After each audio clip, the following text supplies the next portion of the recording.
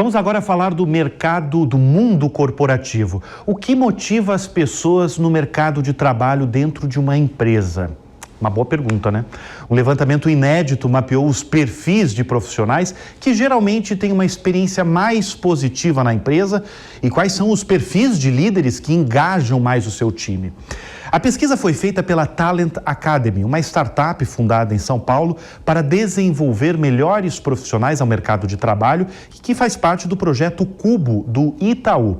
E para nos trazer novidades do levantamento, nós recebemos em nossos estúdios a cofundadora da Talent Academy, Renata Betti. Renata, muito obrigado pela sua presença aqui no Business. Renata, é o seguinte, a Talent analisou os dados de 10 mil colaboradores e cruzou com o perfil de 800 líderes de empresas de grande e médio porte. Afinal, quais são os perfis de profissionais que costumam ter uma experiência melhor no trabalho, que geram mais resultados positivos? Obrigada, primeiramente, pelo convite. Respondendo a sua pergunta, Bruno, depende. Depende do setor, depende da função que a gente está falando, não dá para generalizar.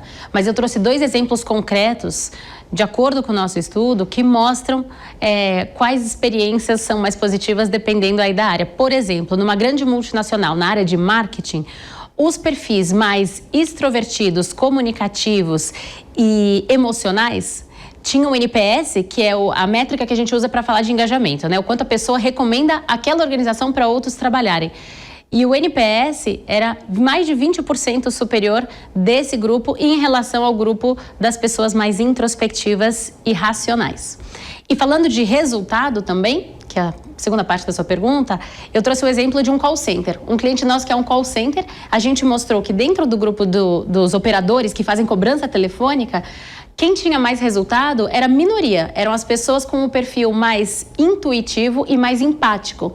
Dentro de um call center. Dentro de um call center. Entendi. Sendo que 80% do perfil daquele grupo tinha um perfil mais pragmático, né? Pessoas mais racionais. Mas os resultados eram 24% superiores das pessoas com o perfil mais empático e intuitivo. Você tem outro exemplo, por exemplo, de um setor aí que... Esse exemplo aí do call center é sensacional, né? Quer dizer, um call center aí, pessoa intuitiva ali, tem um resultado muito melhor, né? E mais empática também, porque são pessoas que geralmente conseguem se colocar no lugar do outro. Sim. Então ela está fazendo ali uma cobrança por telefone e ela consegue ter essa habilidade que a gente sabe que é importante. A partir disso, o que a gente faz? A gente começa a treinar as pessoas que têm perfis diferentes para tentar atingir o resultado. E numa indústria, por exemplo, numa fábrica, vocês no estudo têm como identificar algum outro setor, por exemplo? Sim, em indústria é muito comum, inclusive falando de liderança, né, ter pessoas com perfil mais pragmático, pessoas muito organizadas, autodisciplinadas, que seguem processos, porque a indústria é assim que funciona. Só que olha que curioso, no nosso estudo a gente viu que a maior parte dos líderes do Brasil, da América Latina, na verdade, de pequenas, médias e grandes empresas, são pessoas com esse perfil, mais pragmático. Só que os líderes que têm times mais engajados, com uma experiência mais positiva, são os líderes criativos, Entendi. que na verdade são minoria dentro das empresas, né? Que são pessoas que normalmente abraçam novas ideias, enfim, pessoas abertas a mudanças. É isso que eu queria perguntar sobre em relação à liderança, né? Profissionais que lideram equipes aí. Vocês conseguiram identificar assim, o perfil que mais gera resultado para a empresa? Como eu falei, depende do setor, né? Mas, de forma geral, quando a gente fala especialmente em motivação, engajamento, experiência do colaborador, são os criativos que têm uma média mais alta do NPS, que é essa métrica do engajamento. Essas são as pessoas que geralmente têm aí uma capacidade muito grande de abraçar novas ideias. E as pessoas hoje no mercado de trabalho sabem e precisam, eu acho, né, de líderes abertos, que dão mais autonomia, que deixam as pessoas serem mais protagonistas. Inclusive, Bruno, a gente tem uma informação importante também, que é sobre motivação. A gente entende hoje, com dados, quais são, de fato, os fatores que motivam as pessoas no mercado de trabalho. E a gente também consegue trazer com bastante precisão isso, né? Que não é mais aumento salarial, bônus ou isso promessa daí de estabilidade. É muito interessante, eu quero já falar com você. Mas em termos ainda de liderança, dá para, por exemplo, bater todas as metas, gerar satisfação na equipe, fazendo com que cada membro do time seja realizado no trabalho e, ao mesmo tempo, o chefe, o presidente da empresa gostar? Dá para agradar todo mundo? Olha, papel de líder não é fácil. Tá? Todo mundo sabe, agora que eu mesma ocupo um papel de liderança, eu sei o quanto é difícil você ser líder. É possível? Sim, a gente ter bons resultados e ter um time de alta performance? Com certeza. Quais são hoje os fatores, né, para a gente falar isso? Primeiro, diversidade.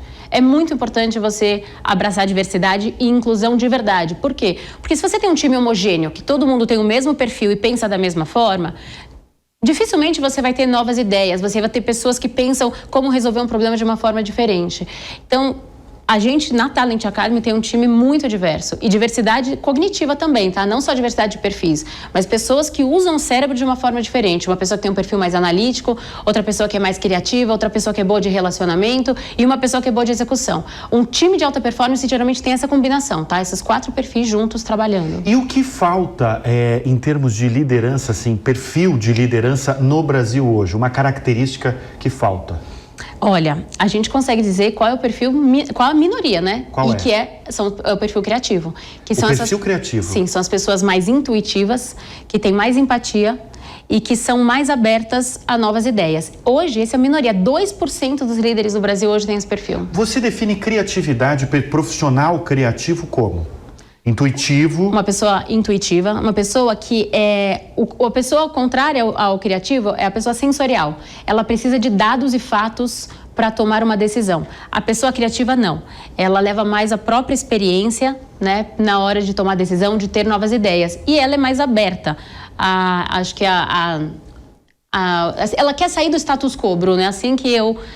acho que eu diria, né? Ela não aceita as coisas como elas são. Ela quer sempre pensar em algo melhor. Ela é contrária àquela ideia. Sempre foi assim, vai ser sempre assim.